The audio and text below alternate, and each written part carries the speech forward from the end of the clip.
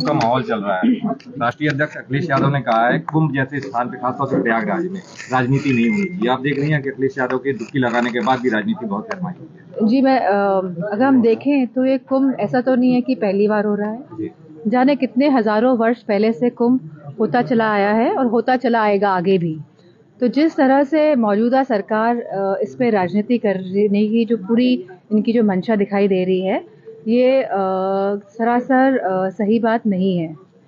कहीं ना कहीं अपने खामियों को छुपाने के लिए, क्योंकि अगर आज हम देखें कि जो रोज़गार की जो व्यवस्था है और जहाँ सड़कें देखें, चाहे हम मंडी देखें, चाहे हम अपनी स्वास्थ्य सुविधाओं को देखें, मेडिकल कॉलेजेस देखें और हमारे CHCs देखें, PS जो हमारे जो प्राइमरी जो हेल्थ सर्विसेज है उनको देखें, तो कहीं ना कहीं पूरी व्यवस्था चरमराई हुई है।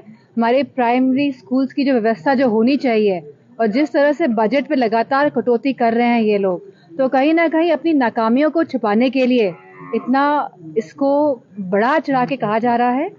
और ये अच्छी बात है कि हमारी संस्कृति का अग्रिम हिस्सा कुंभ है। पहले भी हजारों साल पहले था, आज भी है और आने वाले समय में भी रहेगा और ये हमेशा रहेगा। और जितना भी इसमें जो पैसों का जो इस्तेमाल हो रहा है, तो मैं समझती हूँ जितने भी इसमें पैसे लग रहे हैं व्यवस्थाओं को देखने के लिए, ये जो पैसे हैं, ये जो टैक्स के पैसे हैं, इससे ये हो रहा है सारा काम। तो इसमें राजनीति करने की बात कहाँ से आ गई? क्यों इस तरह की होड़ मची हुई है? ये बात ऐसा तो नहीं कहेंगे समझ से परे है, क्योंकि हम जानते हैं कि क्या भावना के साथ और किस मंशा के साथ ये सब हो रहा है। अच्छा, धार्मिक स्थान में कुंभ में खासतौर से योगी ने कैबिनेट मीटिंग बैठाई, कैबिनेट किस तरह से देखती है? हमेशा, क्योंकि बहुत बड़ी स्तर पे यह कुंभ का ये जो पूरा मैनेजमेंट होता है, बहुत करोड़ों लोग आते हैं इसमें हिस्सा लेने के लिए, तो नेचुरली इसमें एक मीटिंग नहीं कई मीटिंग्स बिठानी पड़ती है, क्योंकि पूरी व्यवस्था देखने का जो जिम्मेदारी है वो सरकार की होती है। डिप्टी सीएम केशव प्रसाद मौर्य का कहना है कि कांग्रेस और समाजवादी पार्टी में मानसिक दोष है, उसका इलाज वो कराएं या ना कराएं, मगर ये कुंभ जाके स्नान जरूर करें। इसको लेकर मैं क्या कहूँ इस बात पे?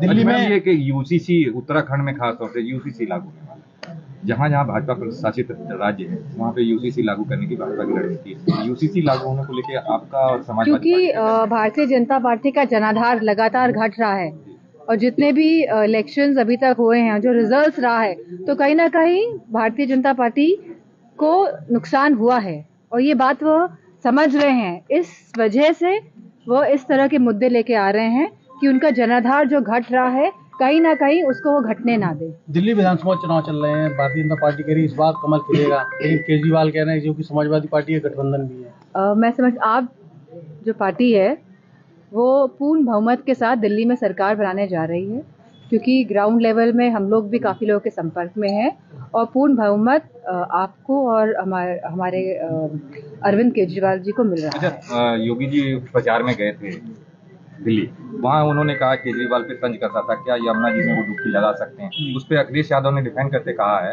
कि क्या योगी जी मथुरा के यमुना में या गोमती नगर में जाके पानी पी के अपना इस चैलेंज को स्वीकार कर सकते हैं क्या? अगर आप देखेंगे लखनऊ में आके गोमती की जो हालत है, अगर इससे रूबरू होंगे तो हमें पता चलेगा कि किस स्तर से भारतीय जनता पार्टी की सरकार काम कर रही है, गंगा की सफाई के लिए हो, चाहे गोमती की सफाई के लिए हो, चाहे यमुना की सफाई के लिए हो।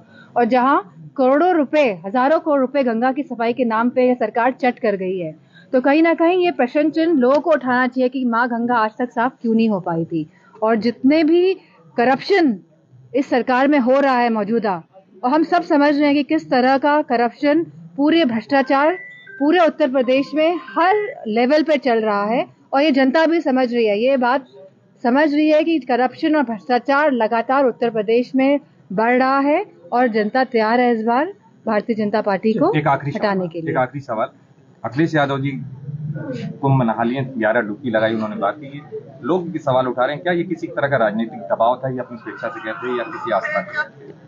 मैं समझती हूँ सबको अधिकार है कि वो कभी भी कहीं भी जा सकता है, किसी भी मंदिर मस्जिद के दर्शन करने जा सकता है, और जो ये सवाल प्रश्न चिन्ह उठाते हैं, तो मैं समझती हूँ वो जो हमारा अधिकार है, जो हमारे सिटीजनशिप का जो अधिकार है, उसका कहीं ना कहीं हनन कर रहे हैं। और मीडिया वाले भी मैं समझती हूँ जो पूछते हैं कि आप कब जाएंगे, तो मैं समझती हूँ कि स्वतंत्रता को स्वतंत्रता होनी चाहिए लोगों के पास, क्योंकि स्वतंत्रता से ही शक्ति आती है कहीं ना कहीं। तो आप इस शक्ति को नष्ट ना करें। मिल्कीपुर में उपचुनाव हो रहा है, मिल्कीपुर में 5 तारीख को मिल्कीपुर वोटिंग होनी है। में मिल्कीपुर बीजेपी कह रही है कि इस बार मिल्कीपुर में कमल का फूल खिलेगा। समाजवादी पार्टी ने आपको जिम्मेदारी दी है, आपको रोड शो भी वो है। तो 2024 के चुनाव में भी कह रही थी कमल का फूल खिलेगा। 80 में से 80, 400 पार, तो कैसा कुछ हो पाया। तो मैं समझती हूँ कि समाजवादी पार्टी के सभी कार्यकर्ता मजबूती के साथ मिल्कीपुर चुनाव में लगे हुए हैं और परिणाम हमारे आशाजनक ही होंगे।